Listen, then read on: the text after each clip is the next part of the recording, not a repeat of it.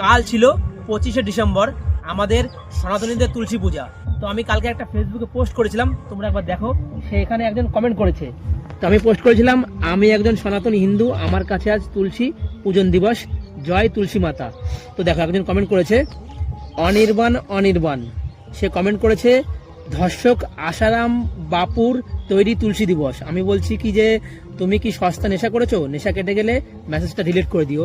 আরও অনেক কিছু বলেছে, সে নাকি বিভিন্ন বৈজ্ঞানিক বিভিন্ন সংবাদ মাধ্যমে জানতে পেরেছে যে এটা আশারাম বাবুর তৈরি তুলসী দিবস। আরও বিভিন্ন জিনিস বলেছে। তো এই অনির্বাণের কমেন্ট দেখে আর একজন কমেন্ট করেছে হাফিজুর রহমান। তো দেখো এখানে কমেন্ট করেছে যত দিবস সব পশ্চিমবঙ্গে, সাউথ ইন্ডিয়াতে 15 বছর থেকে আছি, এদের কোন দিবস সেভাবে বুঝতে পারিনি। আমি লিখেছি যে কে বলেছে যত দিবস পশ্চিমবঙ্গে, আজ প্রত্যেকটা সনাতনীদের তুলসী দিবস। আমার ধর্ম আমি পালন করব, তোমাকে কে বলেছে জ্ঞান দিতে? শুধু এই অনির্বাণ না, এই অনির্বাণের মতন অনেক সেকুলার হিন্দু আছে, তাদের কাছ থেকে আমি আমার ধর্মের জ্ঞান নিতে চাই না। এই অনির্বাণ, আমি আর তোকে তুমি বলবো না, আমি তোকেই বলছি, শোন।